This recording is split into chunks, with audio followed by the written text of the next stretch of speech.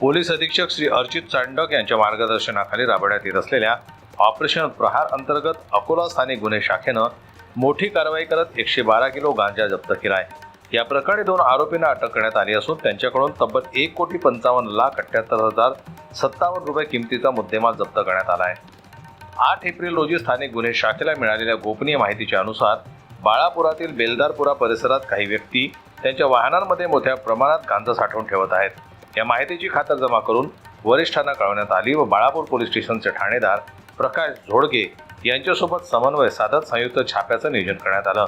या प्रकरणी पोलीस पथकानं कायदेशीर प्रक्रिया पूर्ण करून संबंधित ठिकाणी छापा टाकला असता आरोपीच्या घरासमोर एक ट्रक MH30 BD 3130 व एक पांढऱ्या रंगाची फॉर्च्युनर MH05 BA 1010 उभी असल्याचं दिसून आलं।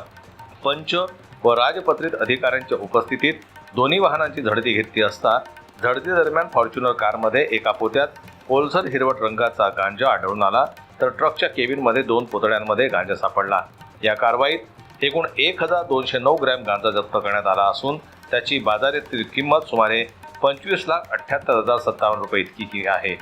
याशिवाय गांजा वाहतुकीसाठी वापरण्यात आलेला ट्रक अंदाजे किंमत 20 लाख व फॉर्च्युनर कार 10 लाख अशी महागडी वाहने जप्त करण्यात आली। या कारवाईत एकूण 55,78,057 रुपयांचा मुद्देमाल सर्व पंच व राजपत्रित अधिकाऱ्यांच्या उपस्थितीत सीलबंद करण्यात आला।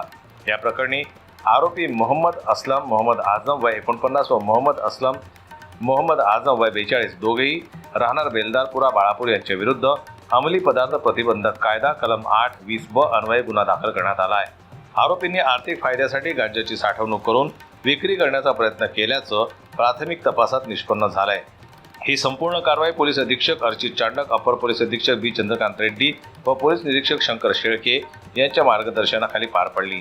बाळापूरचे ठाणेदार प्रकाश जोडगे, उपनिरीक्षक गोपाल जाधव, नयन पाटील, शरद सैदाने, संभाजी हिवाळे, माधुरी पाटील तसेच इतर पोलीस कर्मचारी यांच्या पथकानं ही यशस्वी कारवाई केली।